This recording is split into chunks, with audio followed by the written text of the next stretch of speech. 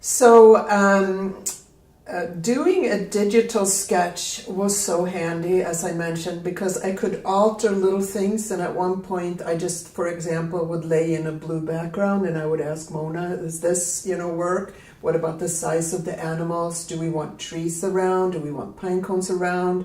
And I would make different adjustments until we both agreed on it. And we have the same taste, because it seems like we always land right on the same one. Yeah. And at that point, I move away from digital and I sketch on paper that I put gesso over. And so this is not that, but it's, I'll just hold this up as an example. So this is a piece of paper, really good watercolor paper, and gesso, and that's what I'll sketch on. What's gesso? Gesso is just gesso. Well, I don't know what it's what you paint on. It's a certain kind of is it like medium. texture? Yeah, it's smooth.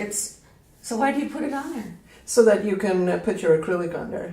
Or you couldn't just paint it on the paper? You could, but I like it, and I put it on there in several layers and sand it down until I get the surface that I like. Oh, okay. So I actually went to school to be a sculptress, and so I really love the hands-on quality of that.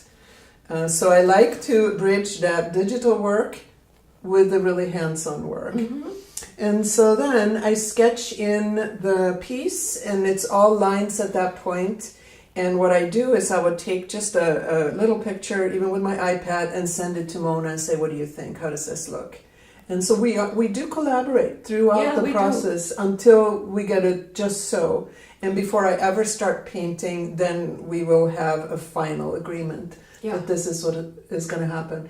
And then this particular piece, the mitten, was painted with acrylic.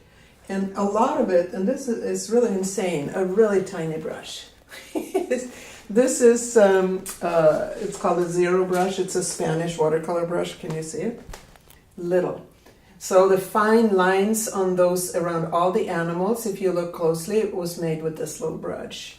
And then sometimes I will branch out to something a little bigger, which doesn't look a lot bigger at all. I have all my brushes here so you can see. All the detail was created with just these little brushes. So that's the way I work. Of course, every artist works differently. But the background, which is a blue background, for that I will use a super rough brush. So, contrast to that. Mm-hmm. So that is my process. And as I paint, even then I will take iPad shots and send to Mona. Yeah.